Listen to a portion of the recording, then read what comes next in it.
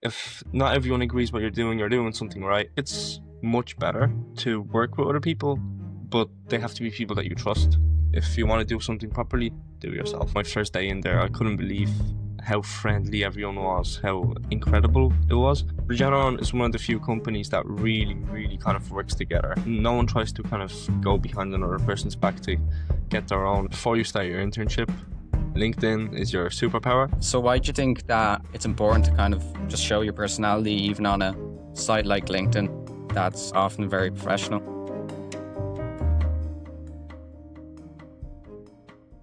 Hello everyone, welcome to the Business Student Podcast, where I show you that fulfilling your dreams doesn't mean a financial insecurity.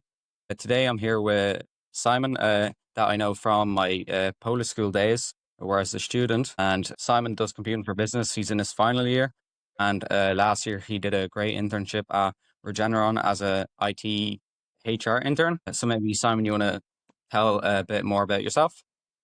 Yep, so as Karol mentioned, my name is Simon. I'm currently in my final year and doing enterprise computing, otherwise known as computing for business. Apart from that, I also run my own agency, and I've always been kind of an innovator, trying new things. It's something I really like to do. I also really enjoy the college experience. Um, I do know Karol, as he already mentioned, from Polish school. It's a it's somewhere I used to go for years beforehand as a student, and that's how we met. I remember I used to always go to Karol when he was running the shop in Polish school, and it was a very good experience to get to know him that way from then, and to getting a job in Polish school as a member of staff, and getting to work with Karol from there as well. Yeah, it's a funny story how we first met, because I remember I think it was my first year of running the shop, and at the time I thought like things were getting stolen. hmm Eventually, I found out that they were, and then I thought that you and Alex, one of your friends, I thought you were stealing from the shop, and that was like my first impression of you. But it was very funny because clearly it wasn't you; it was just some kids from the building, like the Irish school we were renting out the building from. So now there's like 5 locks on the room that like we hold the stock in. Yeah, like it's absolutely crazy that we have to replace all the locks, then add in like 5 locks into the wardrobe we found on adverts to just hold the stock. So you mentioned that you have an agency. I remember when you first told me that you have a full-on marketing agency and you found so many clients. I was like really impressed with that, because I always felt that with the shop, it was like a guaranteed kind of business that like people would come. But for something like an agency, it's very competitive, and I was a monopoly in the shop. So I found really impressive. Like, how did you start the agency? I always look for a niche, something that maybe businesses or individual customers and people need. I always kind of got myself into as many new things as possible. I want to learn as much as I can while I'm in college and while I'm figuring out what I actually want to do. And just kind of looking for what people need. So in that case, I was seeing that a lot of businesses don't have an online presence. I called many businesses, get surveyed them, interviewed them, and kind of got into it that way. Uh, and yeah, and I've been doing it ever since. But before then, I also, as you know, I had a perfume business, which I actually even done in Polish school, which is quite frankly funny. That I did with my brother as well. We did our own website and application and kind of started selling perfumes to kind of people our age. We found a niche, and we seen that like people our age really started using like perfumes and colognes and stuff like that. So we decided to get into that as well. Yeah, but right now I'm kind of exploring everything I can, looking for innovative ways of kind of creating something that can last a very long time and I can learn things from. And like you started all at a very young age. Myself, I always feel quite a lot of imposter syndrome when I walk into rooms and everyone's older than me, and especially that I look a lot younger than I actually am. I look about 17, but I am 20. Well, you of course look your age, but were there any moments where people doubted you because of your age, because of your background, or something else? There's always going to be people that don't agree with what you're doing. If not everyone agrees what you're doing something right. It's not, I wouldn't say necessarily doubting me to the point, where they are throwing hatred at me, but yes, there's definitely people that, don't agree with some of the decision you make, but they're not you and they don't see your vision. So I think as long as you think that you're doing something right and you can do something good for the people around you, you should definitely go for it and continue to do what you're doing, regardless of what other people think. Yeah, like I completely relate to that. Like, for example, for me, for poetry, I like couldn't imagine not doing poetry, and I see the purpose that like helps people like know certain things in the world. So when you have that purpose, like you understand, okay, you'll get hate for the way you look, for the way you speak, or whatever else that people choose to just make fun of you or like doubt you. But at the end of the day, it's about the purpose. And you also worked with your brother, like in the agency and with the perfumes. Like, how was that experience? Did it like help having someone else? Because a lot of entrepreneurs will do start out on their own, and that might be a bit hard. But then on the other side, you're working with family. I think it's much better to work with other people, but they have to be people that you trust and that you can kind of communicate with the whole time. For example, if you think of the biggest companies, there was also more than one person involved. For me, it's important to have that sort of partnership, but also starting out on your own, depending on what you're doing, is also very good. Like my dad always tells me, if you want to do something properly, do it yourself. Yeah, and that's kind of like a lot of the Polish mentality. Uh, kind of. Have you found that you're a lot different from, let's say, Irish people at times? Because I sometimes find that maybe not people specifically in DCU, but overall in the workforce, like people will have a different kind of mindset towards work where it's not done properly. It's just, the classic it'll be grand kind of mentality. So have you felt a bit out of place sometimes in work or in interacting with clients? I wouldn't necessarily say with the narrative of Polish to Irish. I was born in Poland, but I did grow up here since the age of 3. But I would say like generally, I think the mindset can be like a lot different to most individuals. It all depends where you come from as well, how you're raised, you know. But yeah, definitely some of the values and principles that we have as Polish people are different to the ones that, people that are born and raised in Ireland have. Yeah, but I think it's more so about the culture and what we sort of believe in and stuff, you know? With regards to the Polish culture, I kind of, I do consider myself a patriot. And like I really do follow like the Polish history, the Polish culture, whereas people that are born from here wouldn't necessarily, as much as we would about. And how do you think that experience of first being a student, then a teacher, how do you think that has shaped you?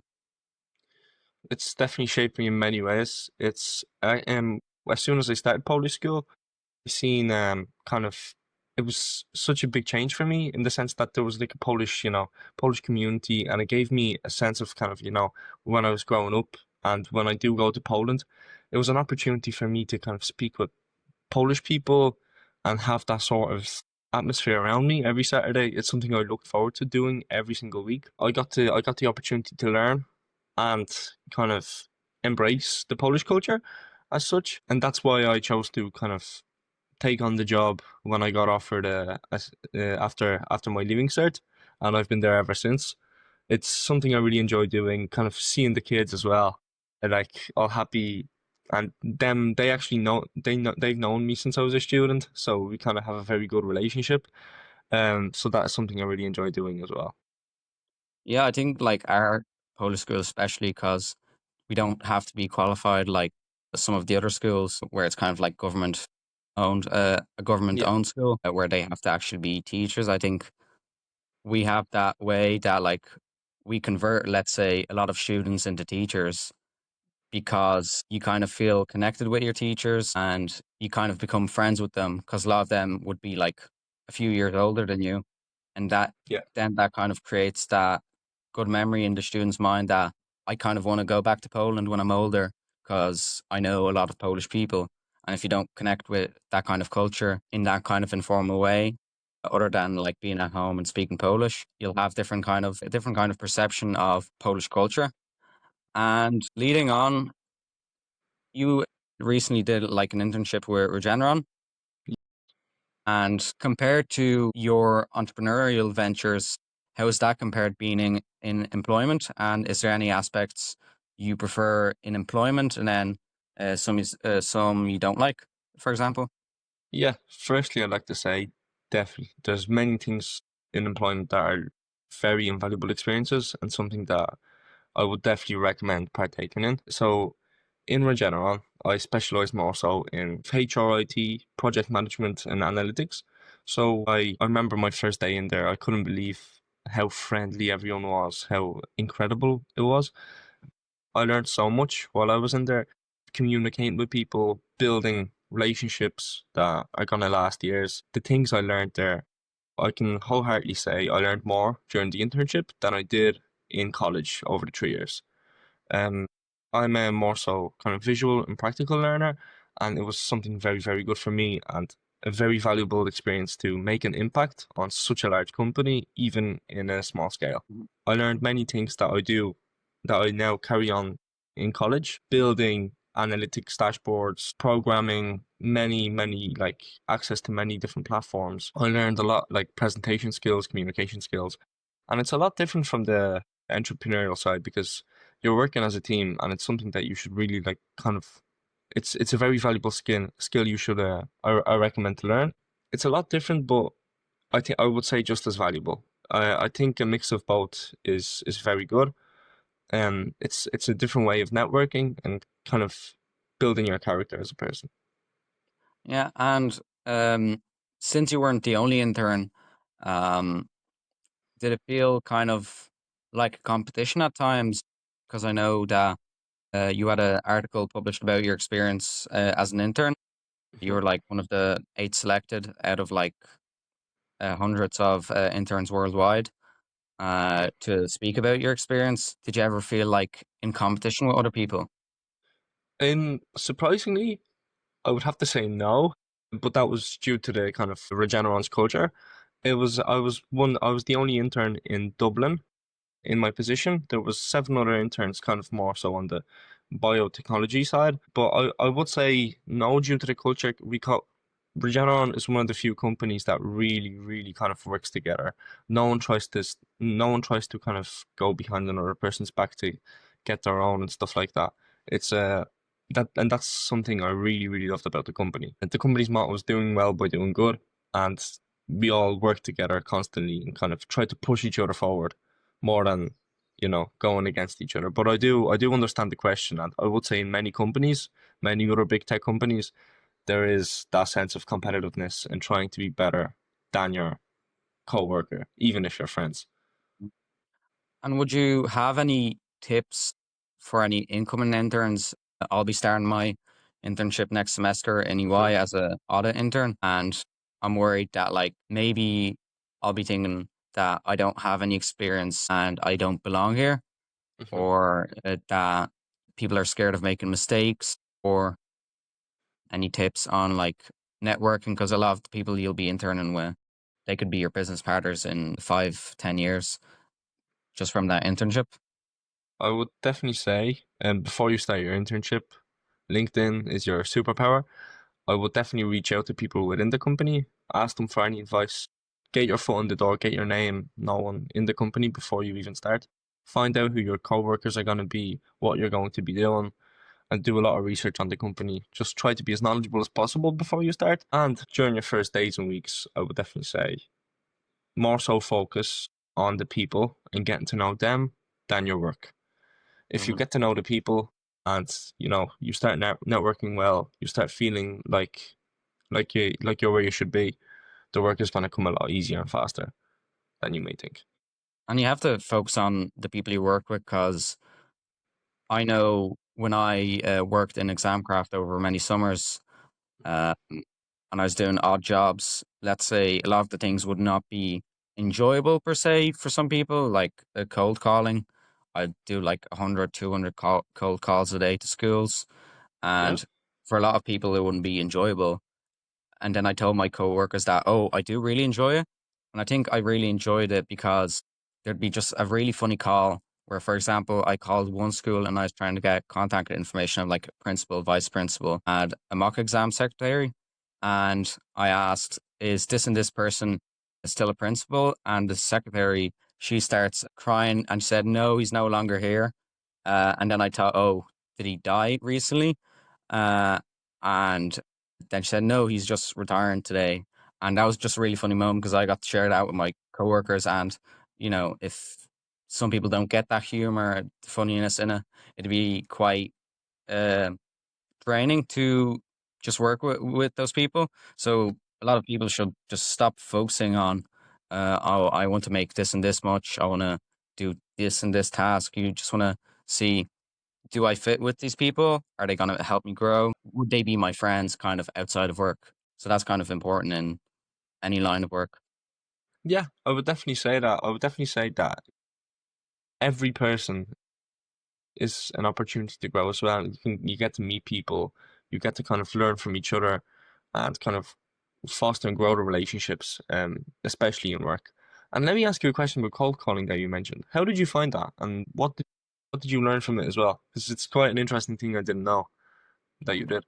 I think what was really fun about it is that I'd have a script that like, oh, hi, my name is Carl from Exam Craft Group. I'm calling about this and this, where you could just tweak everything, a single thing, and make like a game. Okay, are they gonna like respond more to me? And then I could measure that and just kind of turn that into a game. That was really fun about it. And then, or I'd like try and test myself. Oh, I want to do this many in this time. Can I do it? And then that kind of turns on that mindset of like, oh yeah, I want to win with myself. So that like taught me a lot about speaking because at the time in TY in fifth year, I was really shy. I barely had any friends, and I was very bad at public speaking. I'm still not the best at it, but I'm learning through this podcast, and that kind of gave me the confidence to just go up and talk to people, just like saying the same thing over and over again, practicing it, working on like the way I sound. That was really crucial for me to be able to have good friends now. I want to actually congratulate you because when I seen that you took over the business podcast, quite frankly, I didn't know you on a personal level. I couldn't really believe it. I was because when we were in Polish school together, you were more so an introvert, I would say, if I'm correct. Yeah, and to see us doing the podcast together now just shows how far you've come. Like you've beat through your sort of something that you may have not been the best at to now doing a podcast. Um, is really something incredible, and you should be proud of yourself. It's something remarkable, honestly. Not many people would do it. Thanks very much. I was really surprised myself that I was able to do it. When I was offered, like, when another person, the business faculty rep from last year, she told me that I should apply. I was like, me? I wouldn't be able to speak to people and interview them. I'd be quite bad at it. And then I told myself, okay, I can see this going well. It was kind of like the same thing when I accepted the job from the Warsaw Institute of Banking and I was able to go to Japan. It was kind of that thinking that like, oh, this will lead to good opportunities later on, and I should push myself out of my comfort zone, and I can make it work time wise if I just tell myself I have to do this in this much time, no matter what. I was able to do it, so I've learned a lot from it, and I'm really surprised how well it's going for me. Um, Leading on, I think what I find interesting about you is the way you post on LinkedIn. There's a lot of posts, and your personality really shines through. For example, there was one post where you said that you ran a marathon on a random Tuesday, and I could really relate to that because I did something similar, but I did it on the rowing machine at the gym, and I was like really inspired by that. That like, oh, someone is kind of like me. That like, oh, they'll do just these random challenges that seem crazy to other people. So why do you think that it's important to kind of just show your personality even on a site like LinkedIn, who that's often very professional? Yeah, I think showing your personality is something very important. We have to kind of everyone's different, and we should show who we are. Regards to the post I made on the marathon, it's quite funny. I was in a lecture on a Monday afternoon, and I was sat there. I was thinking to myself, like, what do I want to achieve in the next week, month, year? What have I always wanted to do? And one of those things has always been running the marathon. I've been quite an active person, I would say, my whole life, but I've never ran some like a distance like that, or even quite frankly close to something like that. And I just always wanted to do it. I felt motivated, quite, excited about the fact that I could achieve something like it.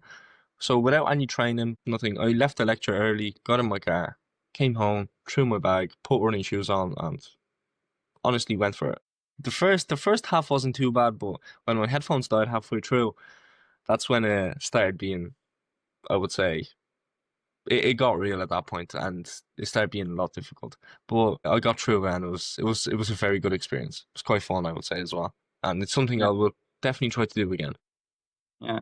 The like similarly, my headphones died as well with the marathon I did on the rowing machine. But the way I kind of got through was like people walked past me, looked at the screen, and I knew, okay, I can't give up now because if I give up now, they'll know that I left early. What kind of got you through that part of the marathon? Do you think like probably it's hard to recall exactly? Yeah, I would, like with everything else, I try to achieve what I set myself to do to the best of my ability, even if it takes me longer than it should. I set myself out to do the marathon, and if I stopped at 3 kilometers, it wouldn't really be the best feeling. It'd be very bittersweet, I would say. So I kind of pushed through, and yeah, got it done.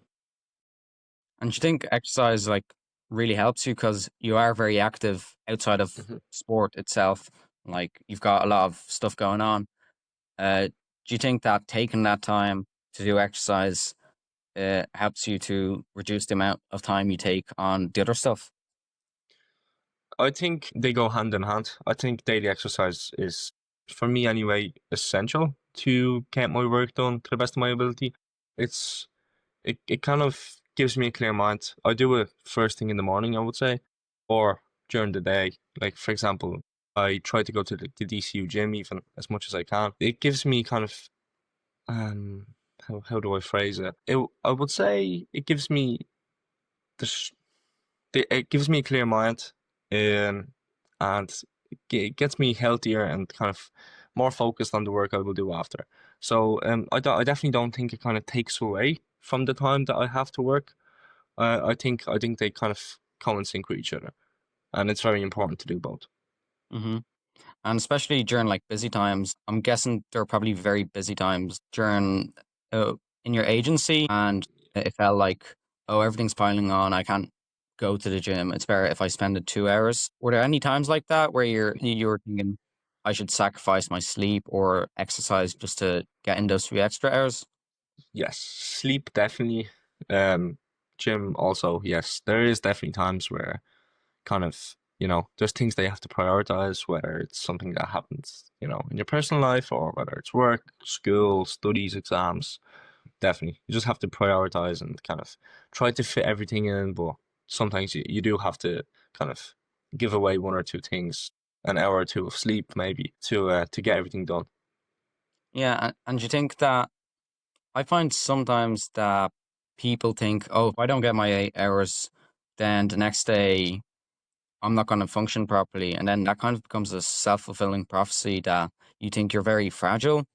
But in reality, like evolution has made you quite strong. If you get 6 hours of sleep one night and it doesn't become a pattern, it's not going to impact you in the grand scheme of things. Do you find that people are sometimes striving for perfection too much with those kind of routines?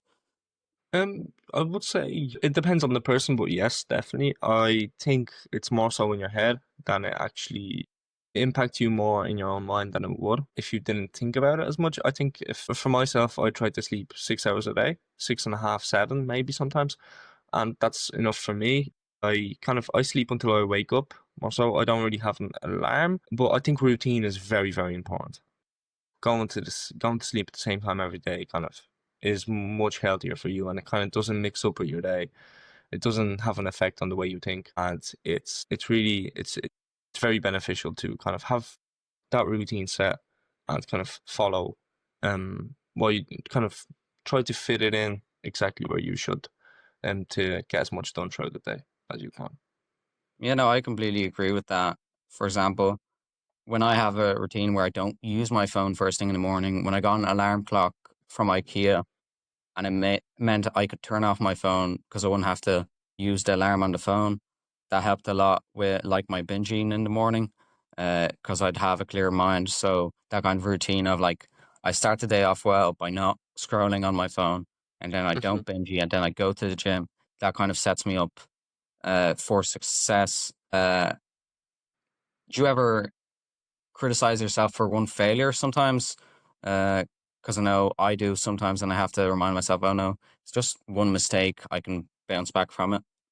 Yeah, I would say again, it depends on the person, but I am very self-critical to myself. I would say kind of if I don't do something right, I don't kind of I don't punish myself for it as much, but I do take notes on everything I do right and wrong. That will be including this podcast. I will watch this back and sort of kind of take notes on what I said right, what I could say different, what ways I could have said it in, and try to improve myself constantly in as many ways as possible, which does include uh innovate, like when I innovate new things like in the entrepreneurial world, when I do work for, let's say, other companies in the future, or with whatever I do in college. I always try to kind of take away the good and the bad and kind of do better every time. Yeah, I think it's about reducing the amount of time where you're wallowing in pain that like, oh, I did something wrong, and just like reducing the time between the mistake and the time you change. I'm really struggling with that at the moment where I did a I made a mistake and it cost me a lot of my friendships, and I'm working on it now. But I think before the thing that led me to that mistake, I should have reflected on it more and just like gotten out of the change. But then there's that part of me that like knows that if I tell myself that I'll change prematurely, then it's gonna lead to some very regretful things. The thing that made me, I told myself I moved on from someone, and I hadn't, but I was telling myself that. And then at the meeting for the Polish school at the start of the year that we have every year, Hmm. um, that night I got absolutely wasted, and I was just crying to my friends that like, oh, why can't I move on? Luckily, that kind of got her all out of my system. Just the thoughts. Like the next morning, I was slightly hungover. I went on a walk in the forest and then wrote a few poems. And then I haven't thought about her since. So kind of known the balance of like don't move on prematurely, don't change prematurely, but also don't wallow in it too much. That's kind of like a hard balance to find. Yeah, definitely. Definitely. I think balance, as you said, is very important. And we're human, but we all learn from the experiences that we make, and every setback, every fail is an experience to kind of move forward and learn from it.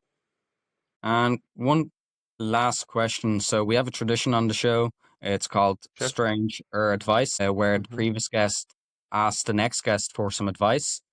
So the last guest, David, he's going to be running a marathon in the Gap of Dunlow in about 2 weeks. He asked me later on, how do you find contentment in the things that you're doing, the things that you enjoy, when other people are getting ahead of you and you're being outcompeted? I always say that I compete with myself, not with other people, and that's something very important to me as well. I try to do better than I did the previous week. For example, with the gym, try to go heavy every time. Same with like work. I try to learn more and more, get better and better. Communication, even my own businesses, I try to do kind of better with myself, and I don't as such compete with other people. I try to work with them, not against them, if that makes sense. Yeah, that's very good advice. I have to kind of take on board and stop comparing myself to others, especially in rowing. Sometimes I'll get in my head that a lot of people are doing better than me, but then I have to take out the variables that like I'm 5'5", they're 6'2", they're 20 kilos heavier than me. Of course, they're going to be stronger and faster. So I have to remind myself that. And Simon, thanks for everything. It was great talking to you. Like I've always really admired your work ethic, how you conduct yourself with other people, and it was a great kind of experience to be able to finally talk to you in this way. Because sometimes in the Polish school, we'll be talked for 10, 15 minutes, but that's kind of not enough of a conversation sometimes because you're such an interesting person. Thank you, and once again, thank you for inviting me on the podcast. It was a pleasure, and I would like to say congratulations on everything you've done so far, and I wish you the best of luck in the future, and I hope it goes really well for you as well. Thanks very much. And everyone, I'll see you in about 2 weeks where I'll be talking with another poet. So that'll be a great conversation.